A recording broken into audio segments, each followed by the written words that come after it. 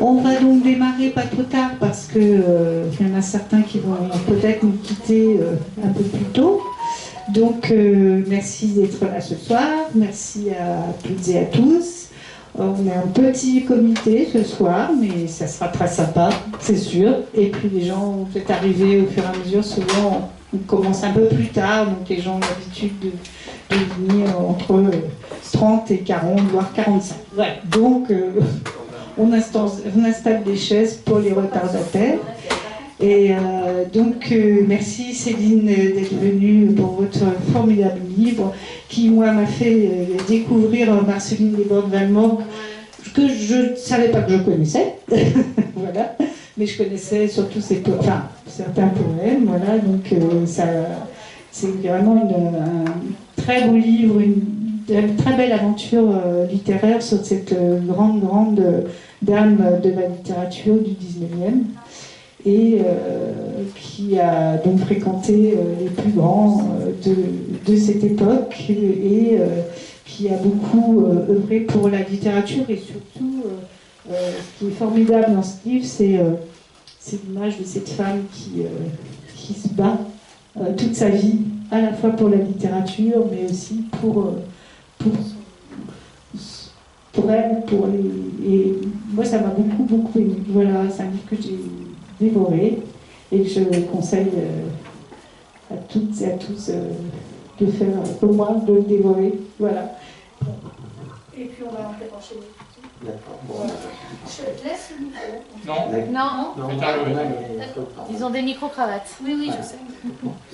Céline, d'ailleurs, toujours remercie d'être là, parce que il y a longtemps qu'on parle de cette rencontre et enfin on a pu la faire, trouver une date, et en plus pour un livre formidable. Alors, je vous présente en deux mots. Vous êtes romancière, poète, aussi enseignante. C'est un travail qui compte beaucoup dans votre vie. Et vous publiez en gros depuis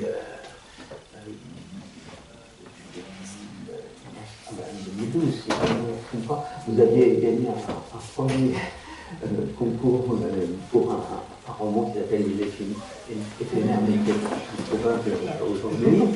Et depuis à peu près au rythme à peu près tous les 2 ans, vous avez publié 7 romans, toujours chez Liliane Agnès, un très bel éditeur, et dont nous avons une représentante ici, l'éditrice, et on en est vraiment tout à fait content et ravi et honoré.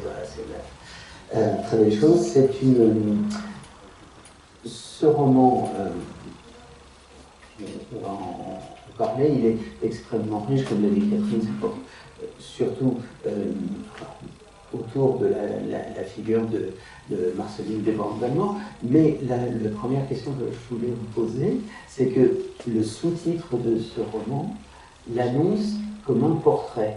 Et c'est sur cette question du portrait que je voudrais d'abord m'aventurer. D'abord parce qu'il y a toute une tradition dans le roman de portrait, je sais pas, Dédalus, portrait de l'artiste le nom de Joyce, ou le portrait de Dorian Gray. Enfin, on peut trouver des tas de filiation, d'exemples, mais quand on dit portrait, finalement, on dit portrait de qui? Parce que ça fait portrait de notre sujet, de Desbordes-Valmore, ou peut-être aussi portrait d'une époque, d'événements, ou portrait de l'auteur en miroir de ce personnage. Alors, comment est-ce que vous entendez ce terme de portrait? C'est le portrait d'une femme de son époque, le portrait d'une artiste de son époque. On ne peut pas vraiment dire que c'est une biographie au sens strict du terme, parce que déjà, je ne raconte pas toute sa vie. Voilà, je m'arrête à un moment précis que moi, je jugeais important. Et j'ai fait des recherches extrêmement poussées et sérieuses. Tout ce que j'ai écrit, rien n'est inventé. J'ai vraiment fait de très grosses recherches. Après, ça reste quand même un roman dans le sens où je l'interprète, c'est une narration interne, je me glisse dans la peau de Marceline Desbordes-Valmore et je l'interprète. Donc, à partir de là, ça reste un portrait. On ne peut pas qualifier ça de biographie au sens propre du terme. À la rigueur, biographie romancée, mais portrait, du coup, est plus juste. C'est un roman aussi, dans le sens où ça emprunte à toutes les techniques du roman. De ce point de vue-là, c'est un roman qui est, je ne sais pas quelle est la part d'imagination, s'il y en a une, mais Dans la mesure où je me glisse dans sa peau, il y a forcément une part d'interprétation de ma part. Et comme il y a beaucoup de points communs entre elle et moi, au niveau, pas forcément strictement biographique, mais au niveau de mon ressenti, du truc karma, si on peut dire comme ça, forcément qu'il y a des choses entre elle et moi qui font écho et qui viennent nourrir le roman, d'autant plus qu'il y a un dialogue entre ses poèmes et les miens qui se répondent dedans. Donc, ça emprunte vraiment au roman. Alors, c'est parfait, c'est là où je voulais en venir, parce que ce texte, effectivement, est entièrement et tissé de poèmes et de vers qui sont non seulement des citations de Marceline Desbordes-Valmore, ou parfois d'autres poètes, mais aussi des vers de vous, de l'auteur. Donc il y a tout un jeu comme ça entre le narrateur, le sujet, l'auteur, et puis des citations évidemment qui viennent. Alors j'imagine que c'est une façon d'abord de montrer à quel point sa vie est tissée de ces poèmes, et aussi peut-être une question pour, puisque là par exemple la première poème qu'on trouve dans le livre, c'est une citation d'un poème de Marina Tsvetajeva, et dont les derniers vers sont ils sont miens tous ces vers. Elle s'adresse à Marceline Desbordes-Valmore. Ils sont miens tous ces vers, mien est ce cœur brisé, c'est toi ou c'est moi Marceline. Et cette question, c'est toi ou c'est moi Marceline, vous la reprenez à la fin du livre. Oui, parce que ce poème dit tout, c'est-à-dire que Marceline, en tout cas la partie de ses poèmes féminins, parce que Marceline ce n'est pas que ça, hein, il n'y a pas que ses poèmes féminins, mais elle parle, il y a le langage universel de l'amour, de la maternité, de certaines blessures qui sont universelles. Et quand on lit beaucoup de ses poèmes, on se dit, mais c'est moi. On a l'impression qu'elle nous parle à nous directement, à nos cœurs de femmes, de mères. On porte ses deuils, ses blessures. Elle a des poèmes du quotidien, je pense. Moi, je me retrouve dans tous ces poèmes à toutes les périodes de ma vie. Je la lisais depuis l'adolescence, mais récemment, j'ai relu, par exemple, son poème Aux trois aimés, où elle dédie ce poème à ses trois enfants qui, à ce moment-là, étaient adolescents. Elle explique à quel point c'est difficile. Elle le dit en termes très poétiques, mais à quel point c'est difficile, qu'il est difficile de vous gronder, etc. Et ça m'a fait rire parce que j'ai deux adolescents à la maison et je me suis dit, ah bah oui, encore une fois, je me retrouvais dedans. Donc à chaque étape de ma vie, finalement, quand je la relis, quoi qu'il se passe, je m'y retrouve. Et c'est ce qu'elle explique Marina dans son poème, finalement. Alors peut-être pour faire entendre cette autre voix qui est la vôtre, on pourrait lire, si vous voulez, le premier poème qui ouvre le livre et qui est en quelque sorte d'ailleurs au début on ne sait pas si quand on commence à lire on dit est-ce que c'est une situation ou est-ce que on comprend que c'est l'auteur qui s'adresse à son lecteur et à son sujet en même temps. Alors donc c'est un poème qui est peut-être un peu en miroir aussi de ce qu'elle oui. La première fois que je lis ce poème dans le voix, c'est bizarre. Tu es né plusieurs fois et tu comptes plusieurs vies, fille née d'un carnage silencieux, fille poussée dans un ventre creux, creusée par une faim d'amour à en crever, fille née d'une autre fille qui s'est regardée pousser sans grandir, fille née d'un ventre violet, affamé, suffoqué sous la cendre des cigarettes, si ce n'est fumé, dévoré. Tu es né plusieurs fois et tu comptes plusieurs vies, fille née de la crasse d'un amour auquel on croit, dans le semblant de nos certitudes, pour tromper la solitude des enfances détrompées, fille née de la pauvreté, des sentiments et des amours, fille née de corps à corps, mensonger, mais à l'orgasme aussi facile qu'une colère étouffée. Tu es née plusieurs fois et tu penses plusieurs vies. Fille née d'un ouragan, d'une mer abandonnée qui a lâché ta bride pour te laisser te noyer avant de remonter, respirer la jouissance des corps qui se choisissent, des âmes qui s'élisent et plongent dans le carnage d'un doigt de lumière vive. Tu es née plusieurs fois et tu comptes plusieurs vies. Fille née pour donner la vie, qui vole sans se heurter aux fureurs un peu trop ivres d'un presque terre qui savonne la planche sur laquelle tu dansais. Fille née dans la boue d'un château, dans l'arrière boutique de l'existence offerte à d'autres. Fille née passage, mais qui entend demeurer dans la beauté des amours vrais. Fille qui lit, qui voit, qui vibre, pour un mot qui dirait tout, un récit qui disculperait la peur de l'imposture. L'idée d'être né en trop dans ce chaos d'étoiles où l'on choisit sa place en captant du coin de l'œil la lumière qui brille plus à côté. Tu es né plusieurs fois et tu comptes plusieurs vies. Fille née jadis d'un carnage dont tu bâtis un roman. Merci. Et ce poème, d'ailleurs, on voit tout de suite à la fois la familiarité qui vient avec elle, et en même temps, c'est une autre projet moderne. Et alors, on a vraiment l'impression de ces deux voix qui vont dialoguer finalement pendant tout le nuit. Sur peut-être dire aussi, on en parlera un peu évidemment tout à l'heure, mais pour les gens qui se feraient, parce que c'est souvent l'image qu'on en a de Marceline Desbordes, on surnomme parfois Notre-Dame des Fleurs, quelqu'un qui écrit des poèmes très romantiques, un peu larmoyants sur ses amours, etc. Elle n'est pas seulement ça, c'est aussi une femme de son temps qui a des convictions, qui a une vie très intense, qui est des idées politiques, qui est attentive à l'histoire, qui est attentive à ce qu'il fait, etc. Oui, c'est pas qu'une poétesse de l'amour, et c'est aussi pour ça que j'avais envie de réhabiliter sa mémoire, parce que finalement, à l'époque où elle écrivait, bon, elle avait ses détracteurs qui effectivement la surnommaient Notre-Dame des Pleurs, etc. Mais elle était quand même admirée de grands poètes tels que Victor Hugo ou Baudelaire, c'est pas rien, c'est dire la femme qu'elle était.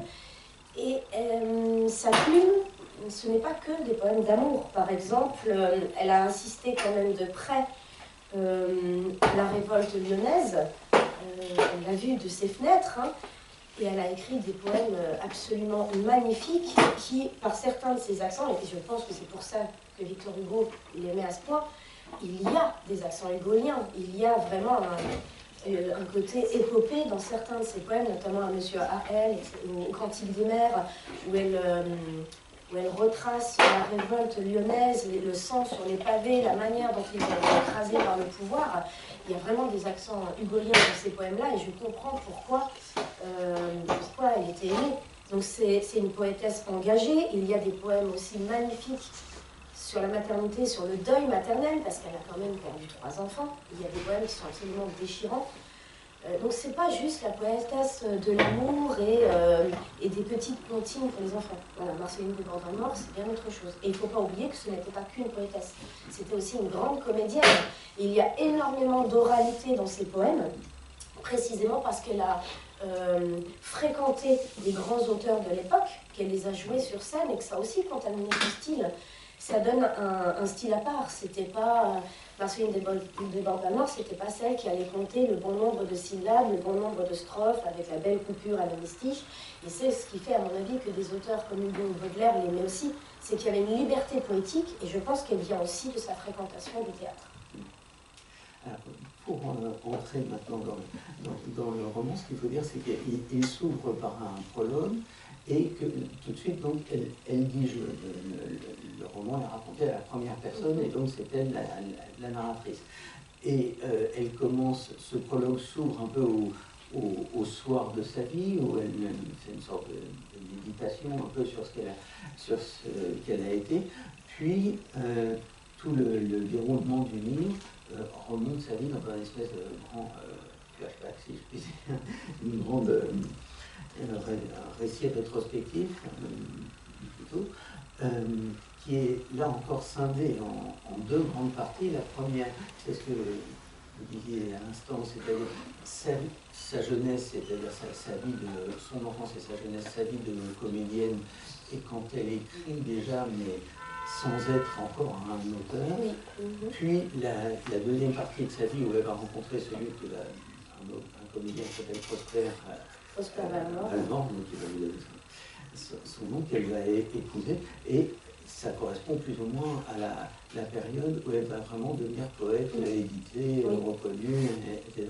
Bon, pour citer les choses. Cette forme de récit, à la première personne, rétrospective, etc., est-ce que ça vous est venu tout de suite et surtout, pourquoi est-ce que vous avez choisi cette forme? Pour moi, c'était une évidence. Ça faisait quand même pas mal d'années que je voulais écrire sur Marceline et que j'attendais d'être vraiment prête, un peu comme Marguerite Yourcenar a mis des années avant d'écrire les mémoires d'Adrien. Elle les a planquées, puis finalement elle est revenue dessus quand elle s'est sentie peut-être suffisamment prête et mature dans son écriture pour s'y plonger. Et moi, c'est vrai que ça faisait longtemps que j'avais envie d'écrire sur elle, mais je ne me sentais pas encore prête, je ne me sentais pas encore suffisamment expérimentée. C'était pas encore le moment. Et quand j'ai écrit Les chemins d'exil et de lumière, justement le récit qui se base sur mon élève, je me suis dit, voilà, je sais faire quand même raconter la vie de quelqu'un, et j'avais tâtonné, je me suis dit, voilà, j'y arrive. Là, je me suis dit, bon, on essaye, on y va. Et pour moi, c'était évident, vu la connivence qu'il y a entre elle et moi, que je ne pouvais que écrire avec je. Je ne pouvais que faire ça, l'interpréter et me glisser dans sa peau. Parce que il y a tellement de complicité. C'est un peu ce que dit Marina dans le poème qui a été lu juste avant. C'est tellement intime que je ne pouvais pas la mettre à distance en mettant elle. Je ne pouvais que me glisser dans sa peau. Alors, on va peut-être évoquer maintenant son enfance, enfin sa jeunesse et particulièrement son enfance qui est tout à fait déterminante dans sa vie, parce qu'il faut savoir d'abord elle est née en 1786, donc c'est presque une enfant de la Révolution. Elle est née à Douai, donc, et la Révolution justement va bouleverser la vie de sa famille. Est-ce qu'on peut expliquer pourquoi? Oui, parce que c'était une famille, on ne va pas dire non plus aisée, mais plutôt bien implantée à Douai. Et la Révolution a redistribué les cartes parce que son père, qui était peintre en armoirie, a tout perdu. C'était plus trop le moment de peindre ce genre de choses. Donc il a absolument tout perdu. Et en plus, lui, il a vraiment fait les causes pour la Révolution. Et il n'avait vraiment plus rien. Et la mère de Marceline ne supportait plus cet état de fait. Et qu'est-ce qui lui est passé par la tête, ça c'est à voir. Mais elle a décidé d'aller rejoindre un hypothétique lointain cousin en Guadeloupe. Et elle a emmené sa fille sur la route. Et elles sont parties sur les routes pour rejoindre la Guadeloupe. Ce qui ne s'est pas fait tout de suite parce qu'il fallait payer son billet. Donc il a fallu d'abord... Et elle a laissé son mari et ses autres enfants au mari. Et elle est partie. Elle a suivi plus ou moins quelqu'un. Elle a suivi ça. Ça, Marceline, elle en parle plus ou moins, mais on sent que c'est une blessure et qu'elle n'a pas tellement envie de s'étendre sur le sujet. C'est un homme qui s'appelle Nicolas. Voilà. Qui l'abandonne vite, hein, parce qu'elle est vieillissante, avec ses cheveux blancs, enfin on sent bien qu'il n'a plus tellement envie d'elle. Et elle se retrouve donc toute seule sur les rives de la Guadeloupe, et la mère meurt là-bas, en pleine épidémie. Et la petite jeune fille qui a 14 ans se retrouve en Guadeloupe, en pleine épidémie, mais en pleine révolte des esclaves, donc elle voit des choses quand même assez affreuses.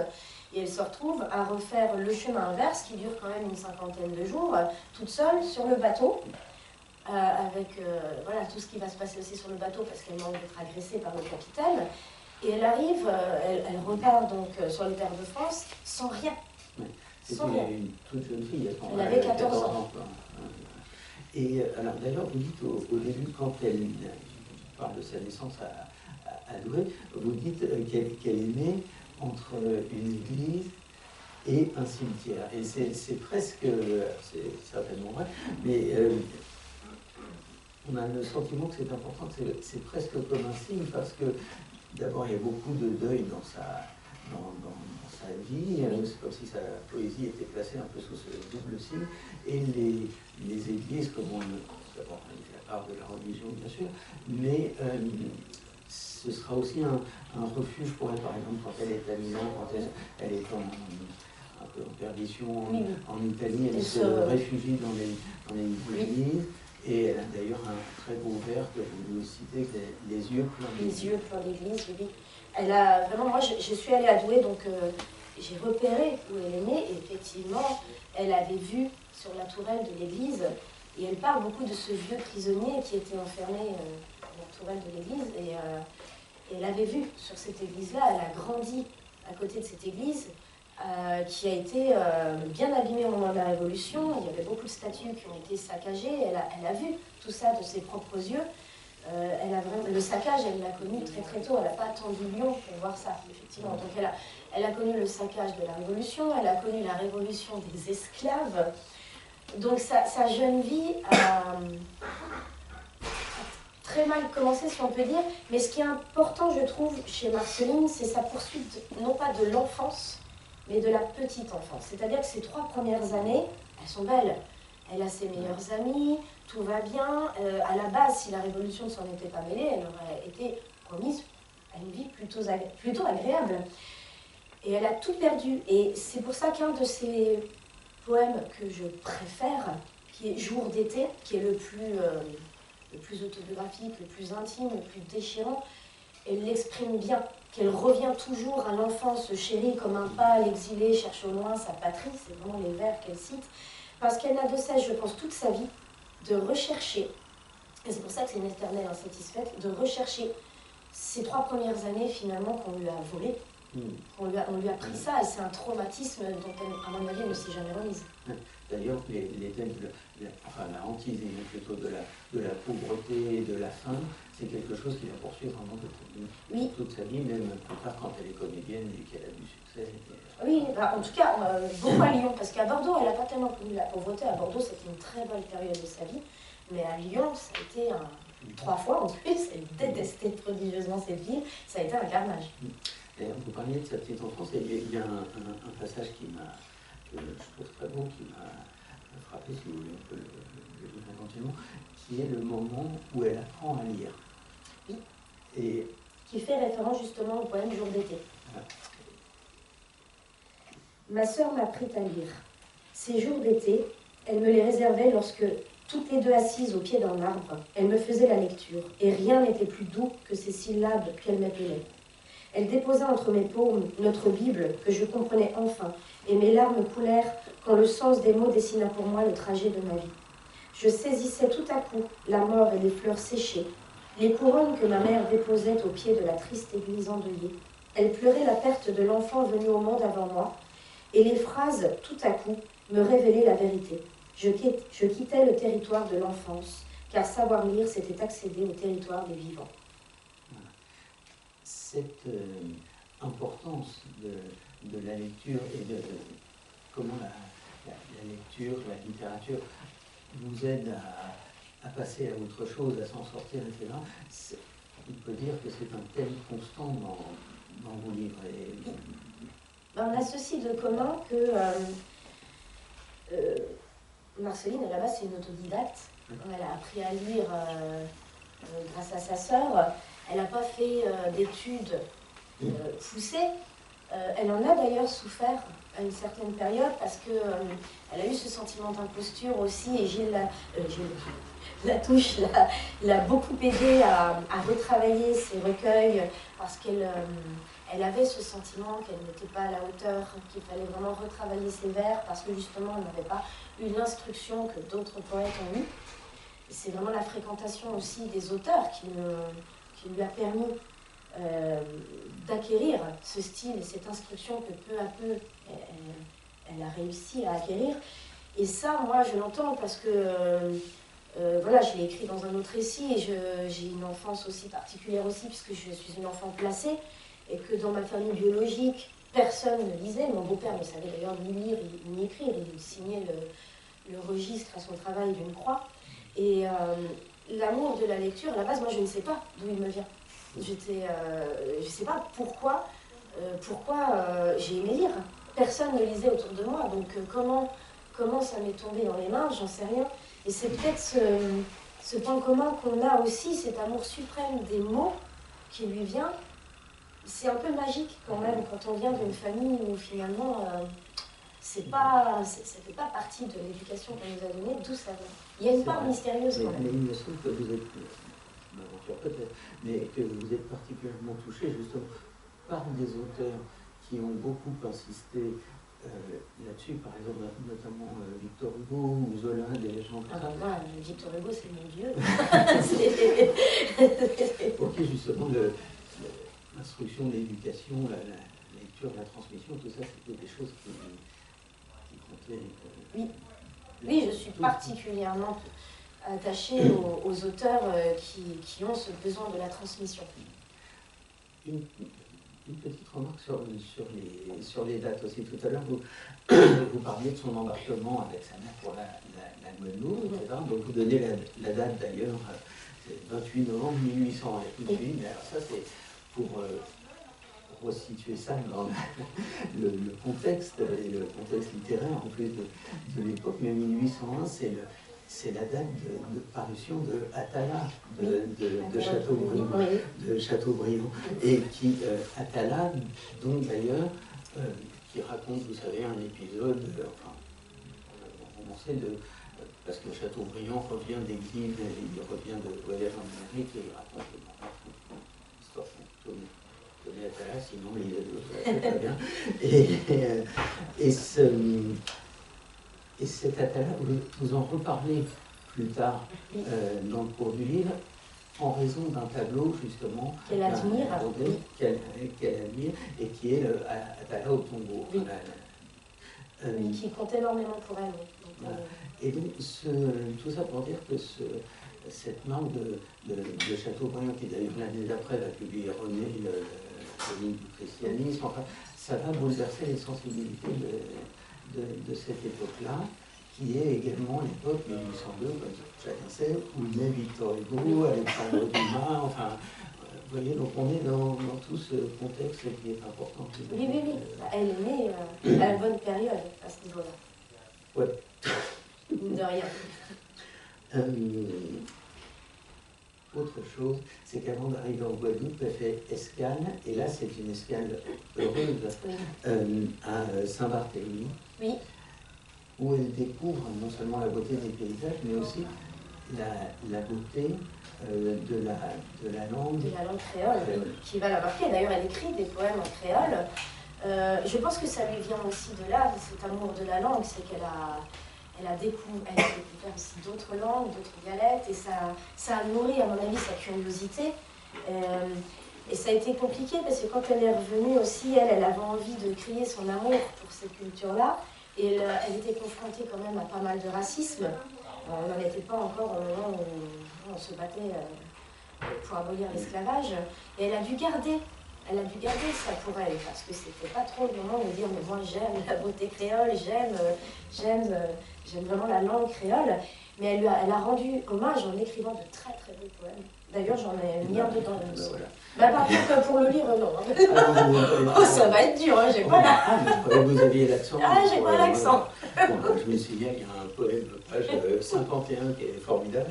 Et à le lire, ça va pas être facile. Qui s'appelle Chanson créole, et donc qui est fait dans ce style-là. Ça sera d'ailleurs très important pour elle aussi plus tard, parce qu'il va y avoir une série, quelques œuvres de ses contemporains, dans lesquelles elle va se reconnaître aussi. Par exemple, Hugues Largal, qui est le premier roman publié de Victor Hugo, ou alors un texte de Balzac qui s'appelle Le Nègre. Elle s'inscrivait quand même dans cette mouvance-là, contre l'esclavage. Ouais. Alors, une chose m'a frappé, c'est que souvent dans les titres de vos chapitres, les titres des chapitres se répondent ou font référence les uns aux autres, ou jouent sur des allusions, bref. Mais notamment, par exemple, je prends un seul exemple, là, sur la légende du père, et il y a un autre chapitre qui s'appelle la légende de la mère, etc. Il y a un passage où vous expliquez ce que c'est que la légende du père. Oui, la légende du père, oui, bien sûr. Le passage en question qui est très court, mais qui est très beau, qui explique bien justement cette importance de la légende sur laquelle je vais vous poser une question. Une fille croit aux fondations familiales bâties par son père. Elle ne remet pas en doute le récit sorti de la bouche même de son parent et se construit avec. La légende que l'on s'écrit lentement dans sa tête et qui devient solide comme un roc au seuil de la vieillesse nous aide à vivre les nuits de grand froid. C'est la légende du père. Oui, parce qu'elle s'est bâtie effectivement au moment oui, et puis de la Révolution. Il y a eu des légendes sur une hypothétique famille qui était partie de France et qui ne voulait pas donner l'héritage, etc. Et effectivement, elle confiera à Sainte-Beuve, bien des années plus tard, qu'elle avait quand même conscience que tout ça, c'était une belle invention du papa. Mais tout le long de sa vie, en tout cas tant que son père était vivant, elle a joué le jeu. Elle a joué le jeu parce que c'est le père. D'accord. Et alors, cette question de la légende par rapport au roman, on est amené à se poser la question, finalement, où est le réel, où est la légende dans le roman? Est-ce que écrire un roman, justement, ça n'est pas justement... c'est la fameuse phrase de John Ford, vous savez, à propos de ses films, il disait quand la légende est plus forte que la vérité, imprimer la légende. Bah, c'est d'autant plus vrai qu'il faut faire attention avec Marceline, il faut bien croiser les sources. Il faut faire très attention parce que Marceline, notamment dans l'atelier d'un peintre, et on le sait, elle a tendance parfois à se fantasmer un petit peu, à se rajeunir par-ci par-là. Voilà, il faut faire très attention. Moi, j'ai vraiment croisé toutes mes sources et notamment j'ai lu toute la biographie vraiment très historique et très sourcée de Francis Ambrière. Et Marceline, 2-3 fois, a pris un petit peu la main dans le pot de confiture, hein, un petit peu embellir le truc, ou à se rajeunir par-ci par-là pour se donner quand même un petit peu. Mais c'est une bonne guerre, je pense que tout le monde le fait. Vous avez aussi d'ailleurs chez ces histoires de chapitre un chapitre qui s'appelle Albertine retrouvée, Oui. Ce qui est une allusion évidemment à Proust. Albertine disparaît. Bien sûr. Mais c'était pas seulement un clin d'œil, c'est peut-être aussi, ça montre aussi que écrire un roman, écrire le roman d'une vie, c'est peut-être aussi essayer de le mettre en forme, d'essayer d'en tirer le sens et en fait de récupérer quelque chose de soi-même. Donc ce terme de retrouver, il n'est peut-être pas... Ah oui, bien sûr, mais moi je suis toujours très très attentive à la structure. Ça vient peut-être aussi du fait que j'ai lu très tôt, trop tôt, je ne sais pas, des tragédies. Et moi je suis toujours très très très attentive à la structure, à la forme autant que le fond.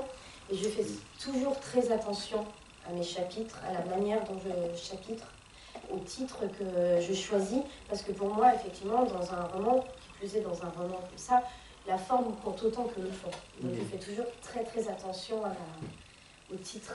Les mots ne sont jamais choisis au hasard. Donc on l'a dit tout à l'heure, enfin, vous avez commencé à l'expliquer, Marceline monte très jeune sur les planches et commence une carrière, si on peut dire, théâtrale. Une carrière, elle est poussée en fait par la nécessité. Elle joue dans des toutes petites troupes quand elle est très, très jeune. D'ailleurs, au départ, on lui fait jouer un peu son histoire parce que... Oui, quand elle revient à Lille, on lui fait jouer son histoire de la pauvre petite fille blanche coincée sur une île pleine de noirs qui tue tout le monde. Elle joue le jeu même si ça lui fait beaucoup de mal, elle le dit. Mais bon, il faut bien vivre.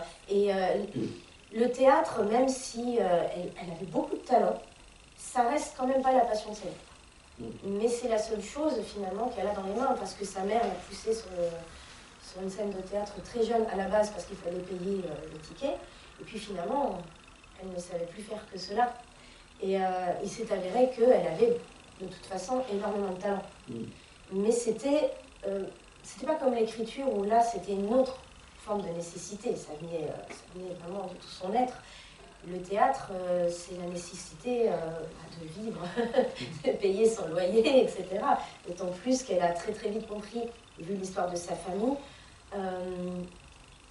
qu'elle se devrait tout à elle-même. Il y a un peu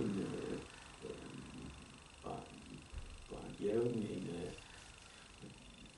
cohabitation, disons, dans toute sa vie entre le théâtre, disons, sur scène, et son théâtre intime, qui est dans ses poèmes et dans son écriture. Mais là, on n'en fait pas tout le détail parce que le livre est épais et vous racontez ça très bien, formidable. Mais toute cette aventure théâtrale, elle va durer finalement assez longtemps et on la voit passer d'une ville à l'autre, d'un théâtre à l'autre, de Lyon à Rouen, en passant par Paris, en Belgique aussi, au théâtre de la Bruxelles, oui. C'est ça. Qui était la meilleure période de sa vie, finalement. Voilà. Et ça nous fait toucher du doigt aussi, à travers mes aventures, notamment sentimentales de sa vie, ce que c'est que la condition d'une comédienne oui. À l'époque. Oui, parce qu'elle l'a payé assez cher, finalement. Hein. Elle n'était pas, en tant que femme, elle n'était pas nécessairement respectée. Elle l'a payé assez cher puisque bon, Louis n'a pas voulu l'épouser. Elle a perdu sa petite fille de quelques jours à peine. C'est son tout premier. Et à chaque fois, elle y croyait vraiment, puisque ça reste une femme de son temps qui voulait vraiment être épousée. Eugène de Beaune, c'est pas tout à fait la même chose. Eugène l'aimait sincèrement. Lui, il l'aurait épousé. Il l'aimait sincèrement. Mais ce n'était pas le grand frère, ce n'était pas lui le chef de famille. Et le grand frère a dit, tu n'épouseras pas une comédienne. Donc il a mis son veto, et s'il épousait Marceline, de toute façon il n'avait plus d'argent. C'est Marceline qui a dit, je m'en vais. Parce qu'il voulait essayer de trouver un compromis pour qu'elle reste quand même près de lui. Et c'est ça que j'admire profondément chez cette femme. Là, au 19e siècle, on a une femme qui prend son enfant, qui prend sa valise, dit, moi je vais ailleurs. Voilà, je reprends le théâtre et je vais me reconstruire une vie ailleurs. Et ça, c'est formidable de liberté pour une femme du 19e siècle. Tu veux pas de moi, tu veux pas m'épouser, je ne serai pas une cocotte entretenue, je m'en vais. Et je trouve ça absolument très très fort. Et d'ailleurs, plus tard, elle écrira un conseil qu'on peut peut-être lire si vous le... Très bien, voilà. En s'adressant à sa fille qui s'appelle Ondine, justement sur la leçon qu'elle a tirée de tout ça et comment une femme doit se comporter finalement. Peut-être à partir d'ici jusqu'à la fin de la vie. D'accord. Et cette dure leçon, je la transmettrai à ma fille, bien des années plus tard, lorsqu'en 1840, Ondine tombera sous le charme d'un jeune homme en qui elle mettra tant d'espérance. Elle se laissera troubler par ses paroles et sera touchée par ses emportements. Ses 20 ans verront naître attirance et élan vers un avenir qu'elle n'aura pas encore calculé. Je lui dirai que la plus grande des qualités que peut conserver la femme est la capacité qu'elle a de faire appel à sa sagesse, à cette force de se détacher des élans instinctifs des hommes, qui bien souvent confondent amour et désir, parce qu'ils nous veulent, ils nous rêvent, ils nous fantasment, mais qu'ils se rendent compte plus tard que ce coup de sang, cette passion irraisonnée du ventre et des reins, n'était en aucun cas de l'amour. Ils fuiront alors vers d'autres cieux, apeurés par cette trop grande confiance de la femme pendue à leur cou, à leurs lèvres, buvant leurs paroles et espérant le mariage, alors même qu'une fois la jouissance passée, le corps rassasié de tant de désirs à satisfaire, ils rêveront à d'autres corps, si possible plus riches. Ils la trouveront bien embarrassante, cette jeunette qu'ils verront déjà comme une ancienne maîtresse un peu encombrante, trop à l'affût du revirement, exigeant billets d'amour et preuves d'engagement. Alors Ondine, ne jamais donner son cœur trop vite, ni avec trop de passion, ne jamais se laisser chavirer par quelques douces paroles prononcées juste après un baiser dans le cou. Car une fois le corps possédé, il ne te reste que les larmes et un petit être en terre. Ce qui lui est arrivé 3 fois, quand même. Et d'ailleurs, à ce propos, vous citez un événement très, très cruel quand elle enterre, je crois, son premier enfant. Oui, le fils de Jeanne de Bonne. Oui. On écrit, enfin, je pense que c'est un journaliste ou quelqu'un qui écrit à ce propos que c'est un enterrement sous le bras. Oui. Et on apprend en lisant ce que ça veut dire. Oui, parce que j'avais cherché, je ne comprenais pas ce que signifiait type d'enterrement 2 points sous le bras. Donc j'ai fait beaucoup de recherches parce que je ne trouvais pas, même dans le livre de Francis Ambrière, ce n'était pas expliqué. Et finalement, c'est une amie à moi, dont la grand-mère connaissait l'expression, qui m'a expliqué ce que ça signifiait. En fait, c'est un enterrement indigne en dehors des conditions de la religion pour un enfant qui n'a pas été baptisé. Donc en plus, elle a vécu cette humiliation-là, d'avoir cette mention-là sur le papier mentionnant l'enterrement de son fils, parce que Eugène ne l'a pas épousé. Et donc non seulement elle enterre son fils, mais elle vit en plus une humiliation sociale par-dessus le marché. Enfin, dans ce monde, pour en terminer sur ce chapitre du théâtre, on peut dire aussi que sur les scènes, elle va croiser des actrices et des acteurs très célèbres qui sont encore aujourd'hui, en tout cas dans la mémoire, par exemple Mademoiselle Mars ou le fameux Talma, etc. Et en croisant ces personnages, on croise non seulement une part de l'histoire du théâtre, mais aussi de l'histoire tout simplement sociale et politique de l'époque, parce que bon, on apprend l'usine, la rivalité, les pièces interdites, etc.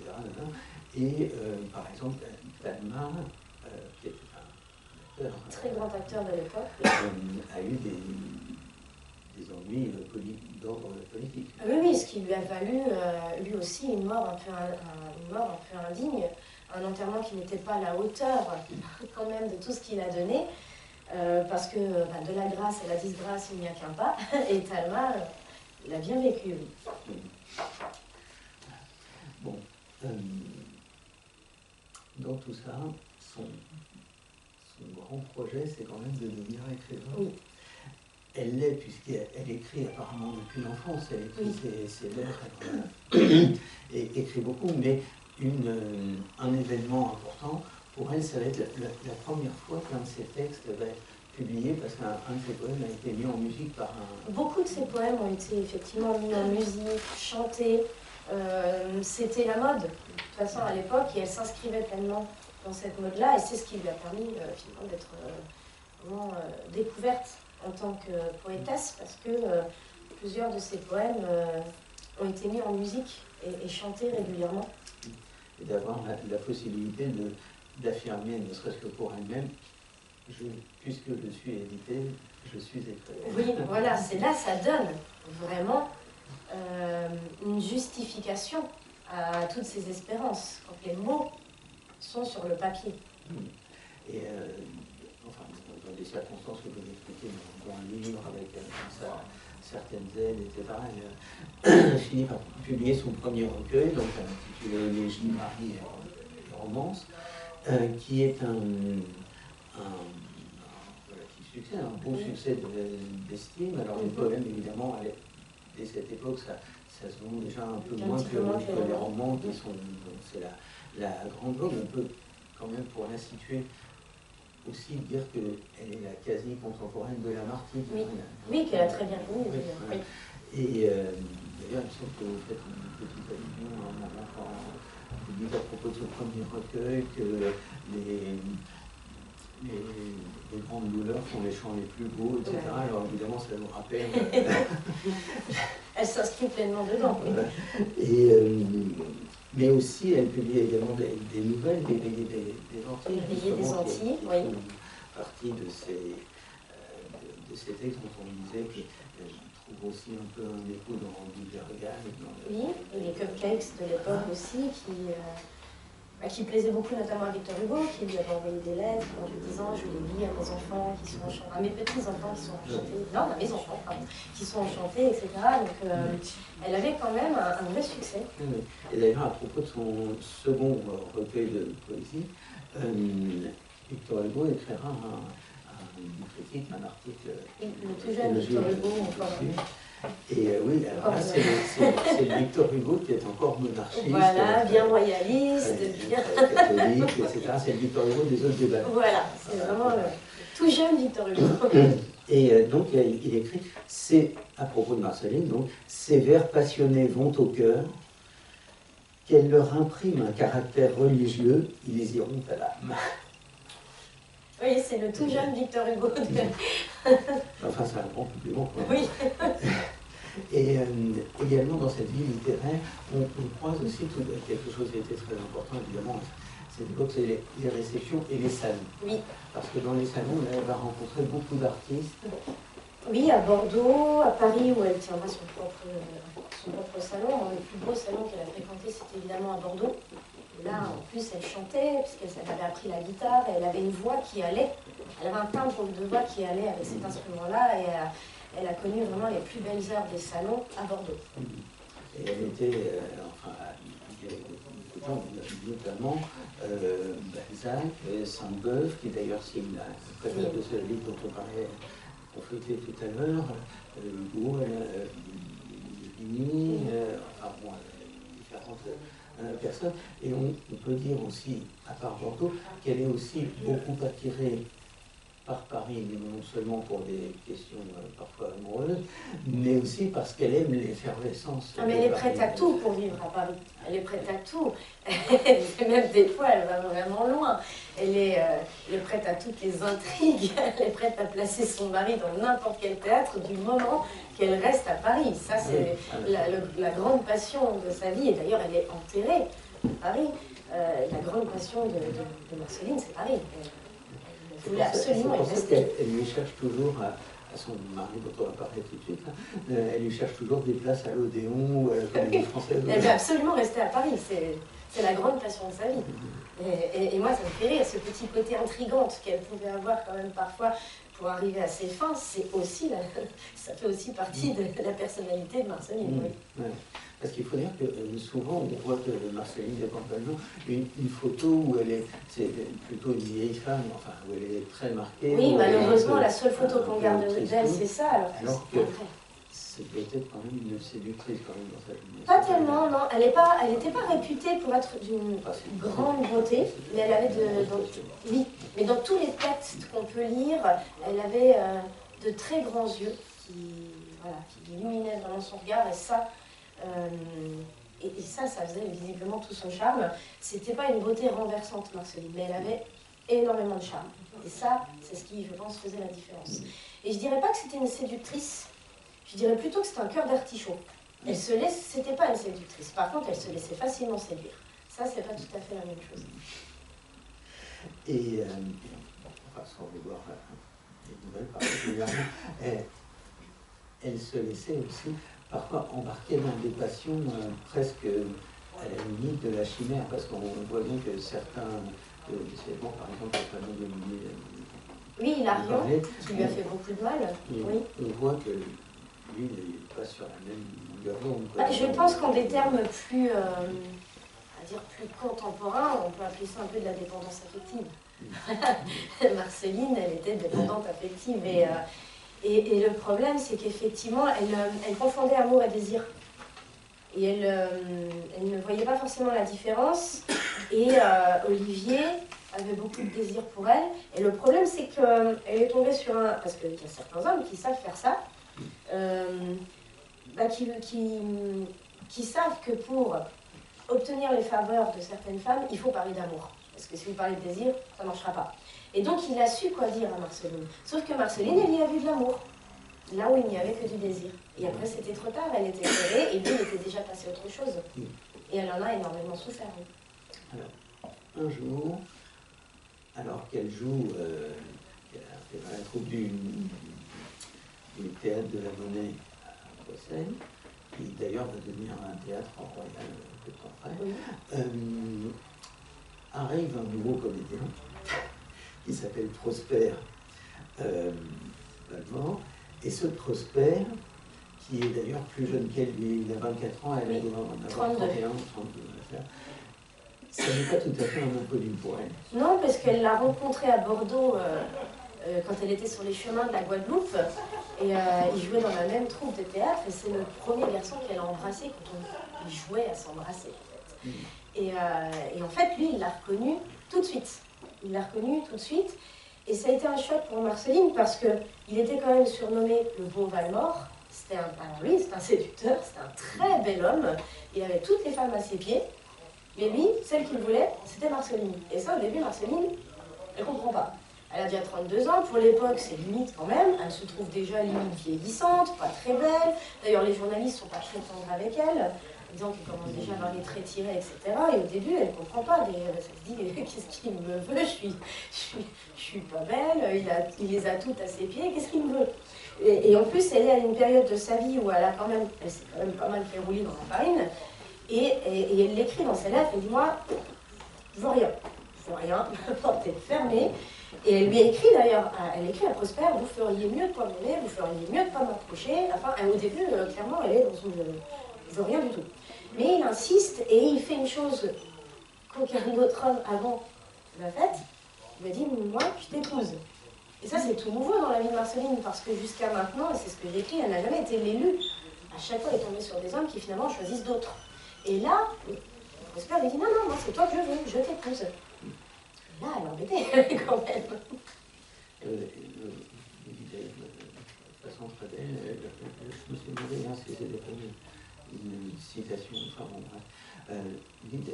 qui lui a offert un bouquet de certitude. C'est ça. Ce qui est très nouveau dans la vie de Marceline, il a fallu qu'elle attende ses 32 ans et de nombreux deuils amoureux, maternels, pour que là, un homme lui dise, mais moi, j'en choisirai pas d'autres, c'est vraiment toi que je choisis et je vais laisser une alliance à ton doigt. Les 3 autres hommes avant, de qui elle avait espéré l'alliance, l'ont complètement désillusionné. Et là, il dit très clairement, non, là, moi, je te promets le mariage et la vie maritale. Et demain, vous avez également des enfants. 3 enfants.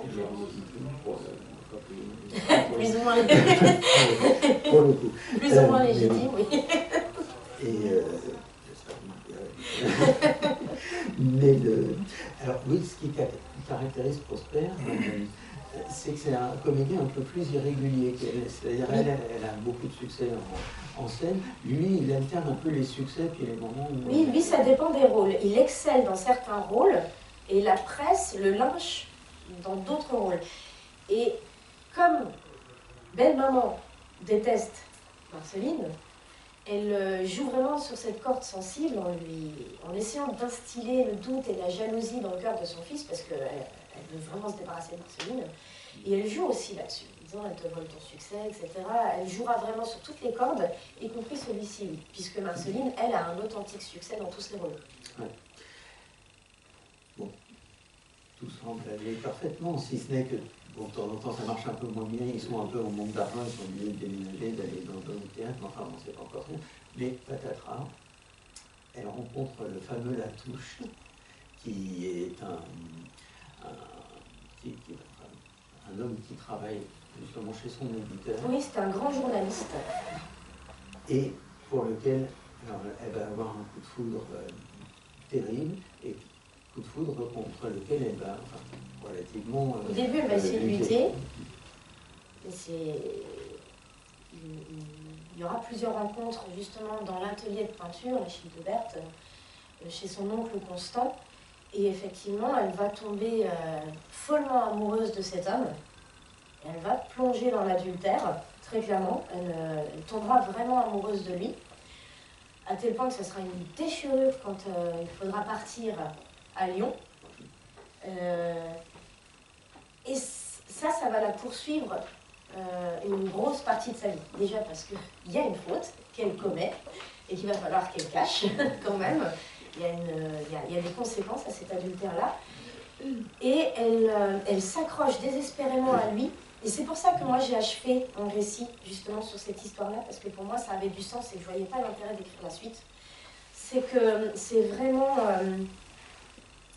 il y a un climax, si on peut dire comme ça, où il revient dans sa vie des années plus tard, et elle croit que c'est pour elle, évidemment. Et non, c'est parce qu'il a compris.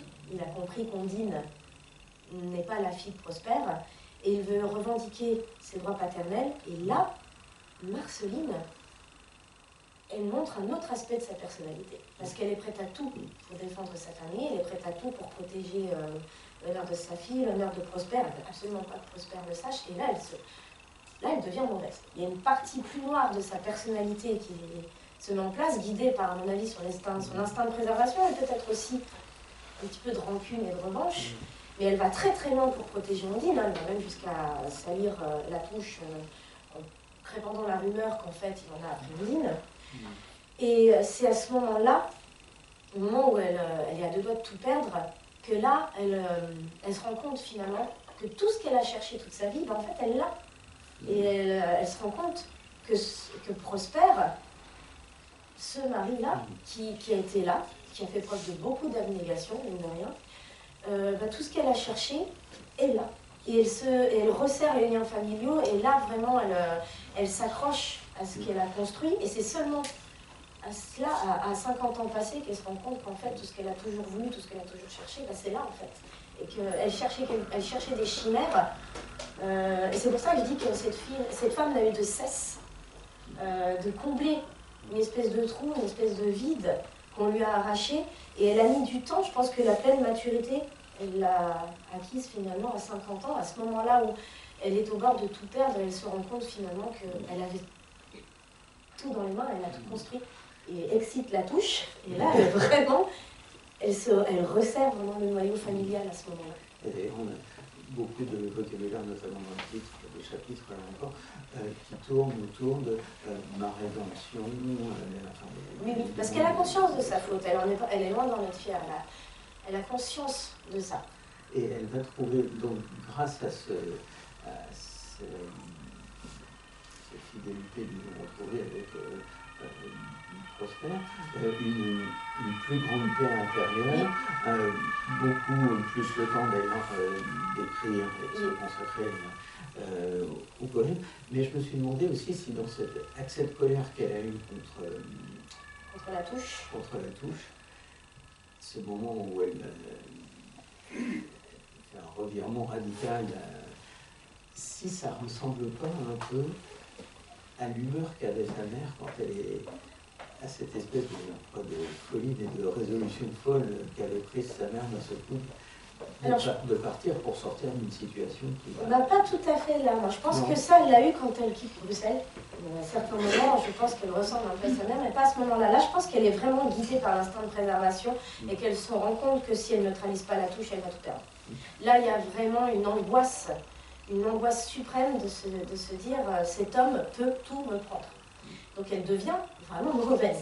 Mais je pense que c'est seulement là qu'elle prend conscience qu'en fait elle a toutes les cartes en main et que la vie qu'elle voulait, elle l'a, mais qu'elle ne la voyait pas. Je pense que ce qui la rend comme ça, c'est la peur de perdre ce qu'elle avait construit. Et là, c'est puissant chez elle. Alors, la vie théâtrale se poursuit avec Prosper. Moi, il y a des moments plus ou moins glorieux, mais alors notamment une chose que j'aimerais qu'on aborde en quelques mots, qui est ce fameux voyage, enfin cette fameuse tournée en Italie, parce qu'il y a une sorte d'impresario italien qui vient les voir, qui leur propose une tournée en Italie, qui doit être une grande tournée, et qui va être un fiasco. Un fiasco total, ça va virer à la catastrophe. Terrible. Et c'est là justement qu'elle se réfugie dans les églises, etc. Enfin, bon. Cet épisode nous intéresse à un autre point de vue, c'est qu'il a un écho littéraire bien plus tard, dans un grand poète que j'ai parlé, si vous voulez, d'Aragon. C'est dans un recueil qui s'appelle Les Poètes, qui est de 1960, et c'est un grand poème qui s'appelle Le Voyage d'Italie, où il se met du point de vue de Marceline, et il raconte ce voyage du point de vue Marceline et de son rapport avec Prosper, etc. Alors j'imagine que vous avez lu ce... Oui, bien sûr. Et je pense qu'il est très intime et il comprend. Marceline, dans un autre contexte, aurait adoré. Oui. Mais là, elle ne pouvait pas. Elle ne voulait pas partir à la base. Elle ne voulait pas quitter Paris pour partir sur le route d'Italie. Elle savait qui était parti en Italie avant et lui avait décrit dans les moindres détails. Et à ce moment-là, elle est encore pleine de La Touche, de Paris, etc. Et elle n'arrive pas à profiter de ce voyage parce qu'en fait, c'est horrible à dire, mais à ce moment-là de sa vie, c'est pas avec son mari qu'elle veut faire ce voyage-là. Donc non seulement elle est perdue dans sa tête, dans son cœur, la tournée ne se passe pas bien, il n'y a aucune recette, ils s'appauvrissent. Donc à ce stade de sa vie, ça précède juste la crise quand il rentre avec La Touche. On est vraiment pas loin du passage très très fort où tout va péter, mais pour le mieux finalement. Mais ça correspond à un passage de sa vie où en fait elle déteste sa vie prodigieusement. Et en Italie, tout éclate. Elle se réfugie dans les églises parce qu'elle ne trouve pas de sens à son existence. Heureusement qu'elle a ses enfants, mais elle ne supporte pas sa vie à ce moment-là. Elle est hantée aussi par le souvenir. Elle vit dans le passé. Voilà. Elle vit tout le temps dans le passé. Et donc, oui, ça se trouve en poche chez Gallimard, Poésie Gallimard. J'avais amené cet exemplaire exprès pour vous montrer le format, parce que j'ai appris absolument par là que ce format de livre, ça s'appelle, chez Gallimard, ça s'appelait le format Claudel, c'est-à-dire un format qui a été fait pour des vers très longs, quoi. Et, alors, bon, la parenthèse. Oui, on disait tout à l'heure, peut-être en dire deux mots, ça va, on est encore dans le temps, que dans tout ce parcours, toute cette vie finalement très riche où elle observe, vous parliez tout à l'heure de la révolte des Canuts, d'ailleurs il y en a deux, il y a aussi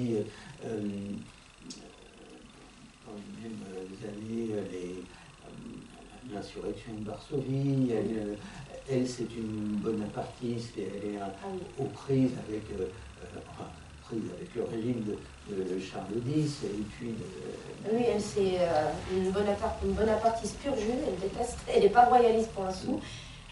C'est une très très grande admiratrice de Napoléon. Elle est sensible aux indignités, aux injustices et elle se... elle prend à cœur les choses et je crois qu'un des... quelques rares autres exemples dans la littérature relativement contemporaine de Marceline, ce serait peut-être l'exemple le plus frappant, c'est George Sand, j'imagine. Et également, peut-être, dans les gens qui la précèdent un tout petit peu, Madame de Staël. Et vous dites aussi Olympe de Gouges. Oui, c'est pour ça que voilà, je ne veux pas qu'on la réduise juste à ses turpitudes amoureuses. Elle était profondément engagée, peut-être aussi qu'elle a suffisamment vécu l'humiliation sociale, la relégation sociale, parce qu'elle est descendue les échelons, elle a suffisamment vécu ça pour être sensible justement aux démunis, aux injustices, et c'est pour ça qu'elle a fait et cause dans la révolte des Canuts, notamment, qu'elle a refusé à la base une bourse.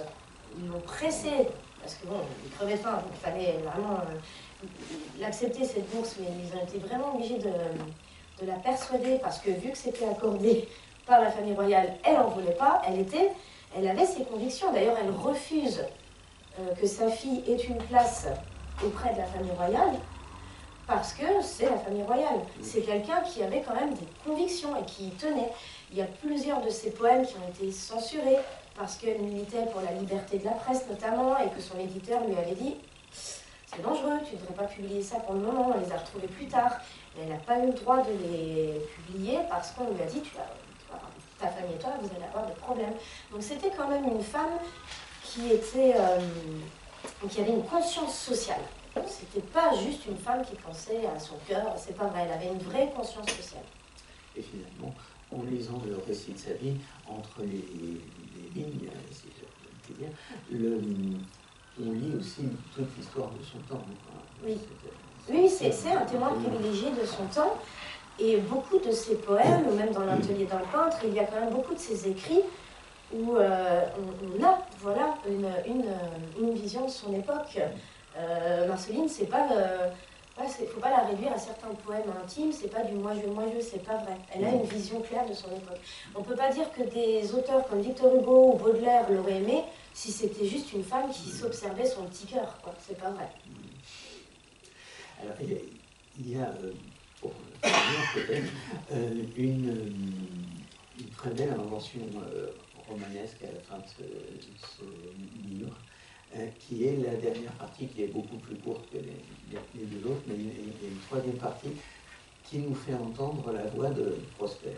Là, ça n'est plus Marceline qui parle, c'est Prosper. Donc on entend s'exprimer finalement pour la première fois directement là, dans le livre. Et ce texte, enfin toute cette partie, c'est comme une lettre adressée à Marceline, une lettre, peut-être la lettre qu'elle aurait aimé lire de lui, puisqu'il faut dire d'ailleurs qu'il s'écrivait énormément. Oui, il s'écrivait beaucoup. Il se disputait beaucoup par écrit, et d'ailleurs on a publié leur correspondance. Oui, il s'écrivait énormément.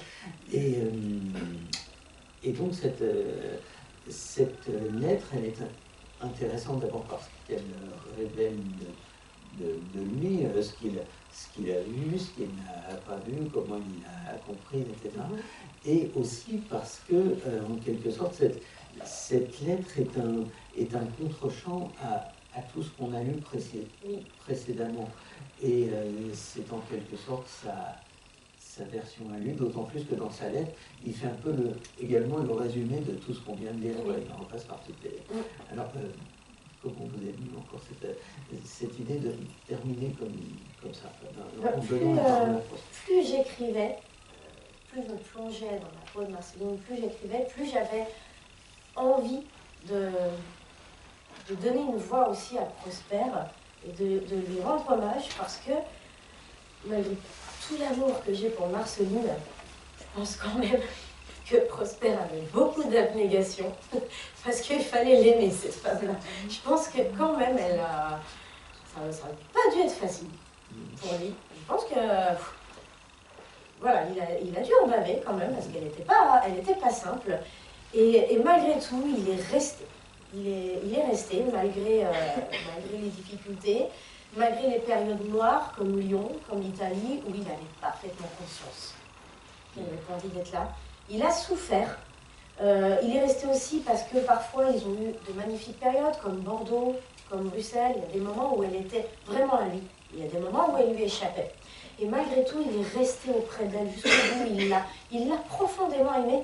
Et j'avais envie qu'on entende cette voix-là, parce que Prosper a toujours été là. Finalement, le pilier de la vie de Marceline, son socle, ça a été Prosper. Et elle a mis du temps à s'en rendre compte. Elle lui a rendu justice.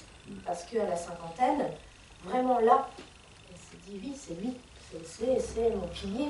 Mais elle aura mis du temps quand même à s'en rendre compte. Heureusement quand même qu'elle a fini par s'en rendre compte.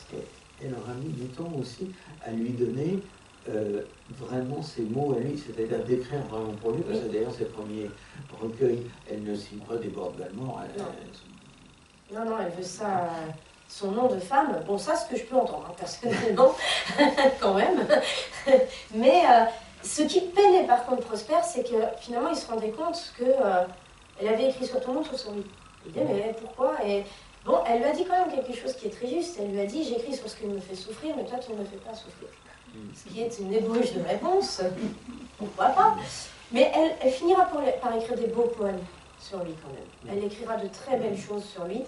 Elle leur a mis du temps, elle l'a aimé. Il y a des périodes de leur mariage où elle l'a pas du tout aimé. La touche, il y est clairement pour quelque chose. Mais moi, j'avais vraiment envie de rendre honneur à cet homme qui, lui, quand même, d'un bout à l'autre, n'était pas quoi, ne l'a pas abandonné. Et du point de vue de la forme du livre, il se termine de façon presque surligne, presque circulaire, puisqu'en fait, il se termine sur un poème qui est l'écho du premier poème que vous nous avez lu tout à l'heure, c'est-à-dire qu'il reprend un peu la même forme et qui non, enfin, qui est un peu l'aboutissement peut-être aussi un peu de ce parcours et de votre parcours avec elle. Voilà. Et comme un écho, une résolution, et vous dites, je sais pas comment c'est ça, mais un moment, vous faites un petit texte à la fin, en conclusion. Une note d'auteur, oui, où j'explique pourquoi j'ai écrit sur elle. Sur les sources, etc. Et où vous terminez par cette phrase, en fin de compte, elle fut moi, et pour toujours, je suis elle. Oui, parce que j'ai vraiment pas eu de difficulté à la comprendre, à me glisser dans ses émotions, dans ses ressentis. Pour moi, ça a toujours été une évidence. J'ai une lecture intime, pas universitaire, mais je pense vraiment comprendre son ressenti de femme. Je me réfère toujours à ce qu'a dit Marguerite Yourcenar dans ses entretiens avec Mathieu Gallet, parce que ça, c'est une phrase qui m'a beaucoup marquée, où elle explique que tout le monde partage quand même le fond commun de l'humanité. C'est-à-dire qu'on a tous quand même un bloc d'émotions communes, ce qui fait quand même que normalement, pas pour tout le monde, mais globalement, on a de l'empathie, quoi, et qu'on est capable de ressentir ce que ressent l'autre. Entre nous, Marceline et moi, il y a ça.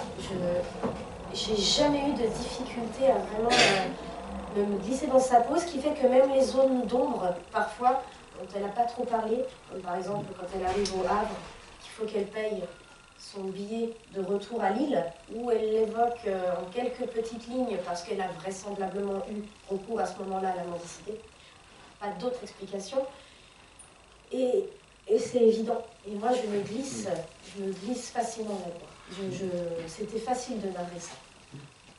Alors, avant de tourner vers le public et de demander s'il y a des questions, peut-être une chose qui a rapport avec Marceline Desbordes-Valmore. Vous êtes enseignante, vous intervenez dans des salons, vous rencontrez des lecteurs, etc.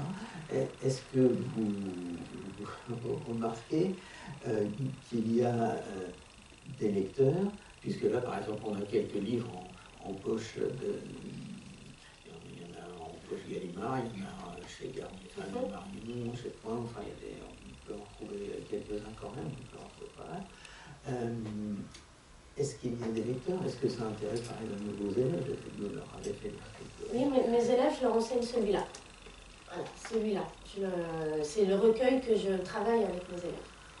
Effectivement, j'ai créé un chapitre de cours pour mes troisièmes, et c'est ce recueil-là qu'ils ont dans les mains. Et ça se passe très bien. Parce que je leur enseigne de cette manière-là, et je leur montre Marceline femme, Marceline mère, et Marceline engagée. Et ça se passe très bien. Ça dépend comment on enseigne, en fait. Ça dépend comment on présente. Je pense qu'on peut faire aimer beaucoup de choses aux élèves si on enseigne comme on est. Et je l'avais testé déjà l'année dernière, et c'est très bien passé. J'imagine que beaucoup des lecteurs aussi de votre roman vont se tourner vers la lecture de ces livres. Oui, la plupart des gens qui m'ont parlé de ce roman m'ont dit je ne connaissais pas Marceline Desbordes-Valmore, ou je la connaissais très mal, ou je la connaissais que d'un point de vue, le point de vue de la poétesse pour les enfants, etc. Donc tant mieux, si ça leur permet de découvrir une femme importante du 19e siècle qui a totalement été balayée de l'histoire, c'est très bien. Et au moment où je l'écrivais, ça nous avait fait beaucoup rire, au moment où j'écrivais ce roman, j'avais appris que Marceline était au programme de l'agrégation interne de lettres modernes, et c'était une raison de plus pour le terminer, parce que moi j'entendais, je connais des gens qui ont passé l'agrégation interne à ce moment-là, et qui disaient « oh c'est chiant, etc. » Et moi j'avais pas envie qu'on retrouve Marceline Desbordes-Valmore juste par rapport à un programme d'agrégation. Quand j'ai passé l'agrégation, c'était sur Ronsard, et oui, à ce moment-là, Ronsard, je le trouvais chiantissime. C'est normal, quand on est la tête dedans, c'est pas le moment où on aime l'auteur. Hein. Et je voulais pas qu'on se souvienne de Marceline de cette manière-là. Ça aurait été vraiment dommage. D'accord. Bon, en tout cas, vous y parvenez très bien.